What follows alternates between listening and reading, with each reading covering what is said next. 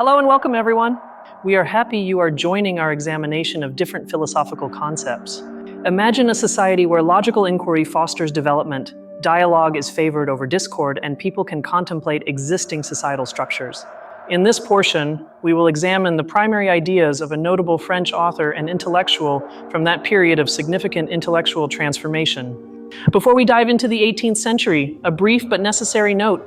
To bring this historical narrative to life, I've used artificial intelligence tools to generate the images you'll see. Think of them as a digital canvas, a visual atmosphere to accompany our ideas, not as literal historical documents. I hope you enjoy it. Voltaire isn't just a name in a dusty textbook.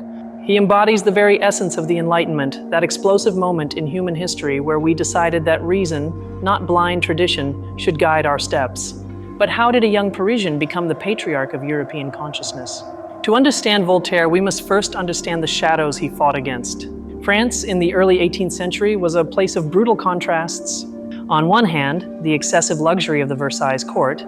On the other, the misery of the common people and the religious intolerance that suffocated any dissenting thought. The system was known as the Ancien Régime. It was a rigid structure where your destiny was sealed at birth. If you weren't a noble or a cleric, you were part of the Third Estate, bearing all the taxes and having no political voice. Voltaire, the son of a notary, was born into the bourgeoisie, a class that had money and education but no power. From a very young age, young François displayed a dangerous talent, wit. He couldn't help but mock the hypocrisy he saw around him. He studied with the Jesuits, where he learned rhetoric and Latin, tools he would later use to dismantle the church's own arguments.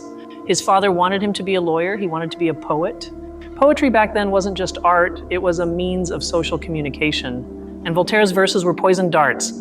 His satires against the regent of France earned him his first visit to the Bastille, the infamous royal prison. He was only 23 years old. For many, prison would have been the end. For him, it was a university. In the solitude of his cell, François-Marie Arouet died and Voltaire was born. The origin of the pseudonym is debated. Some say it's an anagram of his surname in Latin. The important thing is that he emerged from prison with a new name and an iron determination to be the most celebrated writer of his time. And boy, did he succeed. But his sharp tongue would land him in trouble again.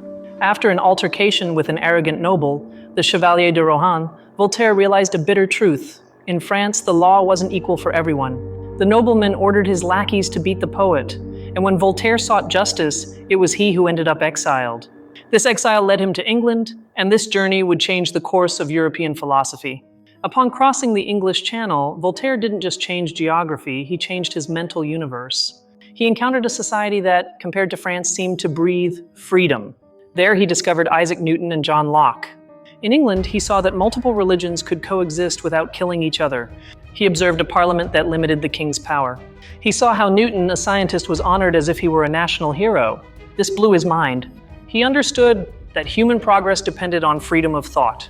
He returned to France with a mission to import these ideas. He published the Philosophical Letters, a work that the French government deemed so dangerous, it ordered it publicly burned. The executioner burned the books, but he couldn't burn the ideas. The scandal only made more people want to read it. Voltaire became public enemy number one. To avoid prison again, he took refuge in the Château de Cirey with his great love and intellectual companion, Émilie du Châtelet. Émilie was a brilliant mathematician, the first to translate Newton into French. Together, they formed one of the most powerful intellectual teams in history, conducting physics experiments and studying history. This is where Voltaire's thought matured. He began to develop his defense of reason. But beware, let's not confuse his rationalism with atheism. Voltaire was not an atheist, he was a deist. He believed in a supreme being, but not in the God of the Bible who intervenes, punishes, and performs capricious miracles. He used the metaphor of the great watchmaker. If a clock as complex as the universe exists, there must be a watchmaker who designed it. But once the clock is built and wound, the watchmaker does not intervene. The universe operates by physical laws, not by prayers. This was revolutionary and heretical in equal measure. This stance allowed him to attack what he called the infamous, referring to religious fanaticism and superstition. His battle cry, which he signed in his letters, was "Écraser l'infâme," meaning crush the infamous thing. For Voltaire, organized religion, when it becomes fanatical, is the greatest source of evil in the world. He didn't criticize personal faith, he criticized the institution that burned heretics and censored books. He believed intolerance was absurd. He would ask, does truth truly need torture to impose itself? If your truth is divine, it will shine on its own. If you need a sword to defend it, then it's not truth at all. His fight wasn't just theoretical. Voltaire became the first engaged intellectual, the first human rights advocate in action. The most famous case was that of Jean Calas, a Protestant merchant falsely accused of murdering his son to prevent him from converting to Catholicism. In the France of that era, simply being Protestant made you suspicious. With no real evidence, driven by prejudice and rumor, the judges condemned Calas to be tortured on the wheel until death. It was a brutal and public execution. The family was shattered and dishonored. When Voltaire heard about it, his blood boiled. Voltaire, by then old and wealthy, could have remained quietly in his chateau, but he decided to use his fame. He investigated the case like a modern detective, wrote letters, pamphlets, and mobilized all of European royalty. He turned a local case into an international scandal about religious intolerance. Thanks to his campaign, 3 years after Calas's death, the king annulled the sentence and rehabilitated the family's memory. It was a monumental victory for public opinion and reason over judicial fanaticism. From this pain, his masterpiece was born, the Treatise on Tolerance. In the Treatise on Tolerance, Voltaire puts forth an argument that still resonates today. Tolerance is not a weakness, it is a necessity for survival. We are all children of fragility, fallible and prone to error. Forgiving each other's follies is the first law of nature. Now let's talk about politics. Voltaire admired the English model, but he was realistic about France.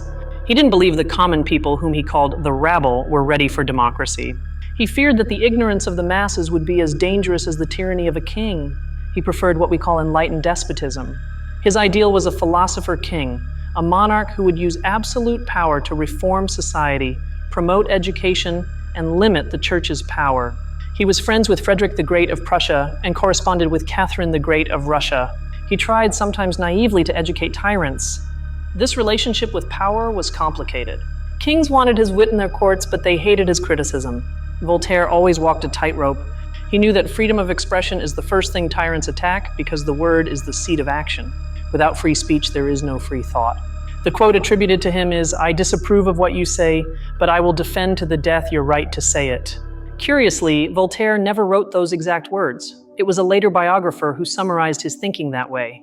But the phrase is perfect because it captures his combative and liberal spirit. Another pillar of his thought is his vision of history. Before him, history was a list of kings, battles, and religious miracles. Voltaire changed the focus. In his work, The Age of Louis XIV, he centered on culture, commerce, art, and customs. He invented the history of civilization. He was interested in how people lived, what they ate, how they thought. He wanted to understand the progress of the human spirit. For him, progress was not inevitable, it was a conquest. Barbarism is always lurking just around the corner if we stop cultivating reason. And this brings us to his most famous literary work, Candide. Candide, or optimism, was a furious response to a real tragedy. In 1755, an earthquake devastated Lisbon on All Saints' Day. Tens of thousands died while at Mass. Voltaire wondered, how can a benevolent God allow this? Where is the perfect order? The German philosopher Leibniz had proposed that we live in the best of all possible worlds, arguing that all evil is necessary for a greater good. Voltaire found this idea insulting in the face of real human suffering. In Candide, his protagonist suffers misfortune after misfortune in a chaotic and cruel world. It's a biting satire. Pangloss, Candide's tutor, insists that all is well even as his nose falls off from syphilis and he's hanged on the gallows. Voltaire laughs at armchair philosophy that ignores the pain of the world. We don't live in the best possible world. We live in one that we must endure and improve. The novel ends with one of the most enigmatic and beautiful phrases in literature, "Il faut cultiver notre jardin," or "we must cultivate our garden." What does this mean? It means setting aside grand metaphysical speculations that solve nothing and getting to work on what's within our reach. The garden is your life, your community, your work. We can't fix the entire universe, but we can make our little corner a bit more rational, more just, and more prosperous. It's a call to pragmatism and constructive action in the face of the world's chaos. Work keeps us from three great evils: boredom, vice, and need. In his later years, Voltaire settled in Ferney, near the Swiss border. There, he put his philosophy into practice. He transformed a poor village into a prosperous community, building watch factories, homes for workers, and a church. He became the patriarch of Ferney, receiving visitors from all over Europe. At 84 years old, he returned to Paris. His return was triumphant. Crowds acclaimed him in the streets. His bust was crowned in the theater. It was the final triumph of intelligence. He died shortly after, in 1778. The church denied him a Christian burial, but his ideas were already immortal. 13 years after his death, in the midst of the French Revolution, his remains were transferred to the Pantheon in Paris. Inscribed on his tomb were the words, "He fought atheists and fanatics." He inspired tolerance, demanded the rights of man against the servitude of feudalism. Poet, historian, philosopher. Voltaire was not a creator of complex philosophical systems like Kant or Hegel. He was a critic, a mythbuster, an activist for reason. His philosophy was practical. Does this serve to reduce human suffering? If the answer is no, trash it. If the answer is yes, go ahead. His literary style is crucial to his message. He wrote short, fast, with irony. He knew that to educate, you have to entertain. If you bore people, you lose them. Voltaire democratized philosophy, took it out of universities, and brought it to the coffee houses, the salons, and finally to the streets. Today, in a world where fanaticism resurfaces with new faces, where censorship disguises itself as correctness or safety, and where superstition goes viral on social media, Voltaire's laughter is more necessary than ever. It reminds us that the right to offend is part of the freedom to think. He teaches us that doubt is an uncomfortable state, but certainty is a ridiculous state. To doubt is the beginning of wisdom. Voltaire invites us to question authority, not for anarchy, but for dignity. He asks us to use our own understanding. His critique of war was also fierce. He saw war as the ultimate expression of human stupidity, where thousands of men who don't know each other kill each other for the whim of two men who do know each other but don't kill themselves. His pacifism was born from his cosmopolitanism. He felt like a citizen of the world.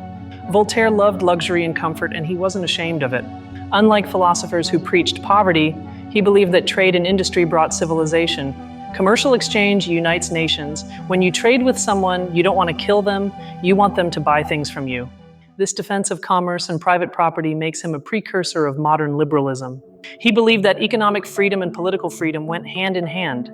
You can't be free if you depend on the state for food. Financial independence was, for him, the basis of intellectual independence. However, Voltaire wasn't perfect. He was a man of his time. His opinions on other ethnic groups or religions sometimes reflected the prejudices of the era, even though he fought for tolerance. We shouldn't sanctify him, but rather read him critically, applying his own skeptical method to his figure. His legacy is the critical attitude. The Enlightenment isn't a historical period that ended, it's an unfinished project. Every time you use reason to solve a problem, every time you defend someone unjustly attacked, every time you tolerate an opinion you dislike, you are cultivating Voltaire's garden. Next time you hear someone speak with absolute certainty about the will of God or the destiny of the nation, remember Voltaire's ironic smile. Remember that those who believe they possess absolute truth are often the ones who light the bonfires. Doubt makes us human, certainty makes us dangerous. Voltaire left us an immense library, tragedies, poems, histories, tales, letters. He wrote more than 20,000 letters. He was a human social network. But beyond his words, he left us a mandate: dare to think. Sapere aude. Have the courage to use your own understanding. Fanaticism is a monster that always sleeps with one eye open. Voltaire gave us the tools to keep it at bay: irony, just law, and education. It's not a battle won once and for all, it's constant vigilance. The price of liberty is eternal vigilance. Imagine what Voltaire would say today. He'd probably mock our new dogmas, our political polarization, our inability to debate without insulting, but he would also celebrate our scientific and medical advancements. He was, at heart, an optimist about human capacity, not about reality, but about potential. So my friends, as we close this chapter, I ask you, what is your garden? What small plot of reality can you cultivate today to make it more rational and tolerant? You don't have to be a French genius to change the world. You just have to avoid contributing to the noise and fury of fanaticism. Voltaire's philosophy is an antidote to hopelessness. Even amidst earthquakes and unjust trials, he found the strength to write, to fight, and above all to laugh. Because laughter desacralizes power. When you laugh at the tyrant loses their divine aura. Let's also remember Émilie du Châtelet. Without her, Voltaire wouldn't have had the scientific depth he possessed. Their relationship reminds us that knowledge is built through dialogue in companionship. The loneliness of genius is a myth. Great ideas are born from the friction between brilliant minds. The Age of Enlightenment was a time of awakening, and Voltaire was its herald. He woke us from the dogmatic slumber of the Middle Ages. And even though sometimes we want to fall back asleep in the comfort of easy answers, he keeps shouting at us, "Wake up!" The light of reason can be blinding, but it's the only one that truly warms us. His influence on the French Revolution was undeniable, though he didn't live to see it. His ideas undermined the foundations of the throne and the altar, When the revolution turned bloody during the Terror, many wondered if Voltaire would have approved. Surely not. He hated violence as much as tyranny. Voltaire advocated for reform, not chaos. He wanted justice, not vengeance. This distinction is vital. Lasting social change is built with laws and education, not with the guillotine. It's a lesson history has forced us to learn again and again, often with blood.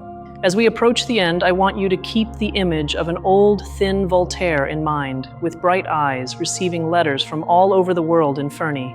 A man who used his fortune and talent to defend strangers. A man who made the pen an instrument of justice. The history of philosophy isn't just a history of abstract ideas, it's the history of brave people who dared to say no. No to dogma, no to injustice, no to silence. Voltaire was one of the loudest voices in that chorus, and his echo still resonates. If this journey through Voltaire's thought has lit a spark in you, if it has made you question something or simply smile at the irony of existence, then the old philosopher has fulfilled his mission. Don't let that spark die out. I invite you to read Candide. It's a short, amusing, and brutally honest book. Read it and ask yourselves, do we live in the best of all possible worlds? And if not, what are we going to do about it? Reading the classics directly is always better than any summary. Thank you for joining me in this analysis.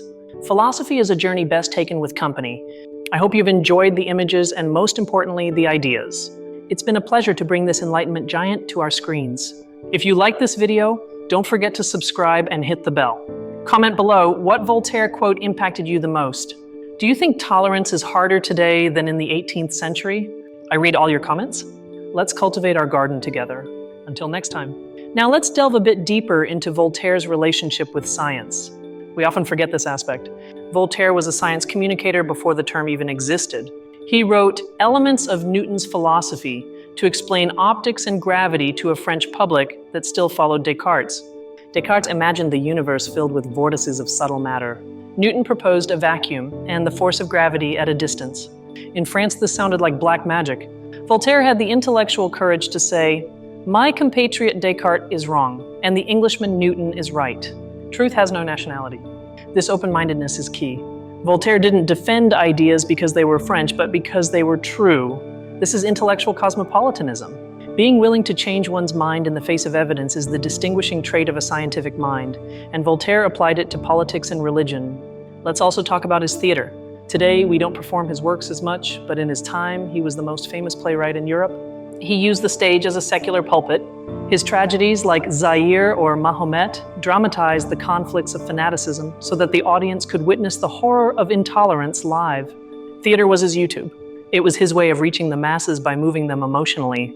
He knew that pure reason is sometimes cold. He needed the warmth of emotion to persuade. That's why his characters suffer due to unjust laws or cruel dogmas. He wanted the audience to cry for the victim and then hate the executioner. Voltaire was also a pioneer in the history of customs. In his essay on customs, he attempted to narrate the history of humanity from China to America, not just Europe. He recognized the antiquity and wisdom of Eastern civilizations, something very rare for the Eurocentrism of the era. Looking towards China, he saw a society governed by learned officials, the mandarins, and not by priests. He idealized it, of course, but it served him to criticize Europe. He used the other as a mirror to show the shame of the West. If the Chinese can be moral without Christianity, why can't we? This use of comparison is a powerful sociological tool. Voltaire taught us to relativize our own culture. What seems normal and sacred to us here might seem ridiculous there, and vice versa. This perspective is the best remedy against toxic nationalism and ethnocentrism. But let's return to his humanity. Voltaire was a hypochondriac. He was always dying. He spent 80 years saying he was on the brink of the grave, and he outlived all his enemies. Perhaps his poor health made him value life more intensely. He lived with urgency. That urgency is evident in his style. Short sentences. Subject, verb, predicate. Boom. No endless subordinate clauses that bore everyone to tears. He wrote like someone fencing with rapid thrusts. Clarity, speed, precision. The Voltaire style is the French mind at its finest. He was sometimes cruel. His taunts could destroy reputations. Rousseau, another great philosopher, was one of his favorite targets. They mutually detested each other. Rousseau appealed to sentiment and nature, Voltaire to reason and civilization. They were the yin and yang of the Enlightenment. Nevertheless, this rivalry enriched the debate. We need both. We need Rousseau's social critique and Voltaire's defense of individual liberty. Modernity is a conversation between these two giants. We don't have to choose one. We can learn from the tension between them. There's a beautiful anecdote about his final days. When he returned to Paris, people kissed his hands, touched his clothes. He had become a secular saint. He famously asked, "Are you trying to kill me with glory?" He was the first modern intellectual superstar. His power came not from an army, but from his opinion. That power of public opinion is something we take for granted today, but Voltaire helped create it. Before, only what the king thought mattered. Voltaire proved that the opinion of the people, if informed and mobilized, can twist the arm of power. He invented the intellectual as a public figure, and he didn't do it from an ivory tower. He got his hands dirty. He speculated on the stock market, invested in army supplies, became immensely rich. He said that to be a free philosopher, one must be economically independent. He didn't want to depend on patrons who would muzzle him. This bothers some purists, but it's crushingly realistic. Voltaire used the system to protect himself from the system. His money paid for his border chateau, his private printing press, and his freedom. He was a capitalist of free expression. A fascinating paradox. Let's reflect on his famous laughter. Voltaire's laughter isn't the cynical laugh of someone who believes in nothing. It's militant laughter. He laughs to keep from crying, yes, but he also laughs to attack. Humor is a demolition tool against the untouchably sacred. If you can laugh at it, it no longer dominates you. In our era of political correctness, Voltaire would be canceled every 5 minutes. But he would defend his right to be canceled and our right to cancel him as long as no one went to jail for it. Freedom is messy, noisy, and sometimes offensive. Silence is the sound of prisons. So, looking at the world today, look for the new Voltaires. Perhaps they don't wear wigs or write letters with quills. Perhaps they are comedians, journalists, or tweeters who use wit to expose the powerful. They are out there, cultivating their garden and rattling cages. Voltaire taught us that civilization is a very thin veneer over barbarism. It can break at any moment. An earthquake, an economic crisis, a pandemic, and suddenly fanaticism rears its head. Keeping that veneer intact is everyone's job. It is the work of culture. That's why education is sacred. Not education for obedience, but education for thinking. Voltaire wanted lights, not fire. Lights to illuminate the mind, not fire to burn the heretic. That is the fundamental difference. Enlightenment versus Inquisition. We've covered his life, his loves, his fights, and his ideas. From the Bastille to the Pantheon. It's a life worth celebrating. François-Marie Arouet died, but Voltaire lives on every time someone asks for proof before believing or justice before order. Thank you for your time and attention, the most valuable resource you have. I hope this script has been worthy of your curiosity. Keep reading, keep doubting, and please keep laughing. Total seriousness is a disease of the spirit. I'm your narrator and friend on this journey of knowledge. Subscribe to keep exploring humanity's great ideas. And remember Candide's final lesson, the world is mad, so let's go work in our garden. Until next time.